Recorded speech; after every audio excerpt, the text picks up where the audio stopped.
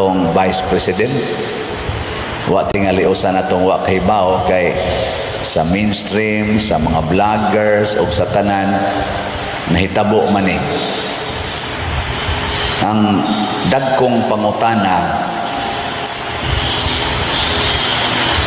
ang 32 million na ning butar sa Vice President, mao ba'y ila karong sentimento nga i-impeach ang ilang gibutaran niadtong eleksyon sa national election sa 2022? Karong 2025, kining 32 million kuno, matud pas pipila ka mga komentaryong akong gibasa, mao ba ang ilang sentimento? O mura sila og gikawatan sa Kongreso sa ilang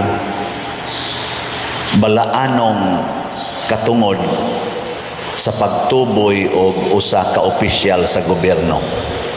Kaya ang nag-impeach 215 congressmen, 215 ka congressmen ang nipirma. Siyam ang taga Sugbo, ang congressman nagikan dinhi sa Cebu. Siyam, murag siyam kabuk uno ba to? Murag siyam. Nipirma sila nga i-impeach ang Vice President. Sa 6 or 3 pilata din nga voter sa Cebu. Wa so kiba abot ba ta og 3 million? Oh, yan na. 6? Bahala na. Kitang tanan nga mga botante sa Cebu, girepresentahan ba ta aning siyam ka mga Cebuano congressmen nga atong gustong ipa-impeach ang Vice President karong panahon na? Lingay mong tupad. Na gusto ka nangandoy na ka nga i-impeach ang Vice President. Kaya gitawag man sila House of Representatives. So muna yung unang pangutana. Ikaduha, fourth impeachment complaint ang ilang gi-entertain. Pero matud pas komentaryo, ako sang gitanaw, giskan ako maayo diya sa mga vlog-vlog, wa gyud gipakita unsay konteksto, unsay sud sa fourth impeachment. Kay nilapse man tong 3 impeachment, di naman to ma-entertain, ila naman lang tong gi-archives. Kay nilapse man sa ilang time frame. Kining fourth, pero wa nila gipakita unsa gyud sulod anang fourth impeachment complaint. Giditsuan lang nila og butar in one day setting. Ana ra yung adlaw. Pag abot sa impeachment, butar dayon, usa ra ka adlaw. Ana, ang atong eleksyon nagsugod og month of February, nag-eleksyon og May. Muna'y official period sa eleksyon. Sa ato pa magsigi tag-discuss, magsigi tag-pamalandong, angayan ba kung mubutar ani o dili, angayan ba kung mubutar ani o dili. Unya, nibutar dayon ang 32 million sa Vice President. After na malandong for February, March, April, May, 3 ka buwan na pamalandong. Una pa ta nibutar. Pero pag-impeach sa Vice President, it took only one day for the 215 representatives of people to impeach.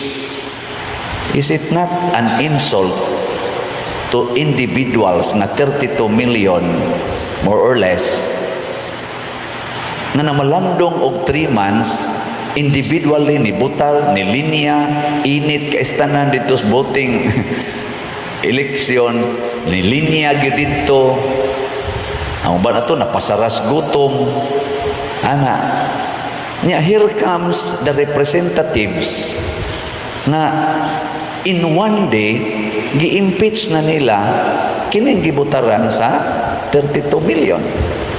Nya wa gani discussion kung sa may kaso nga nagibasihan sa atong pag-impeach, wa gipakita nato. Na natay social media, na sila yung mga monitor dito to the last minute of their discussion, pwede na nato ma-monitor, CCTV, etc. Why gidiscuss? Gililong sa natong mga voters. O ang ikatulo na ako sang nalingawan og paminaw, kaning ako lang ning naobserbahan sa mga komentaryo nga gubot-gubot na gid mi karon, kay ang mga loyalista sa una sa Vice President kansang mga kamot panahos eleksyon giisa sa Vice President namirma sa impeachment.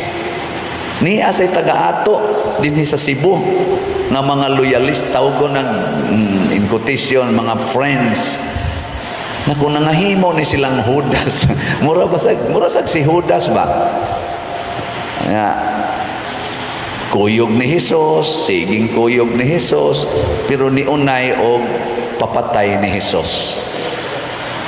Mauni ang kalibutan niya. Ang katapusan, wala pag-ibakwi ang statement sa atong presidente.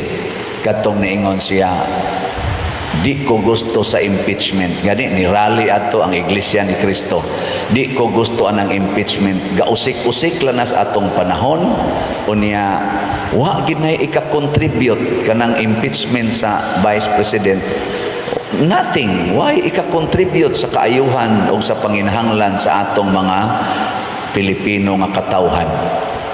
Munang di ko gusto ana, wala pa na gibakwi sa atong presidente kana nga maong statement. Although wala na sa siya additional statement karon, pero wa pa na niya gibakwi in public nga karon ako tong bakwion ang akong gisulti o gusto na kong impeachment. Pero ang unang ni pirma number 1 sa balota ang iyang anak si Sandro Marcos, mo'y unang ni pirma sa impeachment. In short, wa mutahod si Sandro Marcos sa pulong sa iyang amahan nga presidente. Gisupak niyang iyang amahan. Ingana ba, no? Ang anak, mutahod maginas ginikana, no? Maingon magyog ka, anak, tahura ang imong mamagpapa, sugo nas Ginoo. Pero siya unang ni pirma. Number 1 siya. Impeachment ni Sara, nag-declare sa iyang amahan, ayaw ng impeachment. Kay wa na'y kapuslanan. Ako lang ning gihatagan o pamalandong in context sa atong ebanghelyo, pagpapahawa o giyawa. Kay kining yawa, mga igsoon, mugubot gid ni sa nagkahiusang katawhan. Mao bitaw na kanang naapoy kaslon, moingon dayon ko pangandam na mo. Kay naghiusa man mo, ni-declare man mong maghiusa, bungkagon gyud mo siyawa. Tagaan gyud mo daghan kayong pagsulay hangtod mabungkag mo kay kontra ginasyawa ang unity. Onya kay si Bongbong Marcos o si Sara pag eleksyon ni declare man nga unit team ta, unit team. Agibungkag na Rosyawa, hastang ilang ka unit team nagiyawaan na. Ambot o kinsay giyawaan na, diri ba sa side ni Presidente Marcos or diri ba sa side ni Sara, atong Vice President? Ang ato lang pamalandungan, kinsa Manila ang nagsunod or duol-duol sa batasan ni Kristo. Kinsa Manila ang duol-duol sa kinabuhi sa mga santos, labi na gyud sa mga martyrs. Ang persecutor mao ginay duol sa kinabuhi sa yawa. Ang persecuted duol na ni Kristo. Matod pa ni Kristo, Matthew chapter 5, bulahan kamong gilutos, gidaog-daog o gibutang-butangan sa tanang matang sa kadautan, ug mahitabo ni paglipay kamo. Muna sila si Pedro Bautista o si kaning Paul Mikig, mga kauban San Lorenzo Ruiz, naglukso-lukso sila sa kalipay sa dihang gideklarar na nga amo na mong putlas liog, bitayo na mo sa cross, patio na mo. Nilingiyay mong tupad, ing na asa man ka, masahid karon sa yawa o ni Jesus. Ing na ko no. Nya, mopadayon ko gamay. Nalipay ko ani nga nito nga ning impeachment dito sa House of Representatives nga na final nila. Kay karong si manaha ko no, mo close na sila sa ilang session, balik sila June. Ang Senate ni close na sad.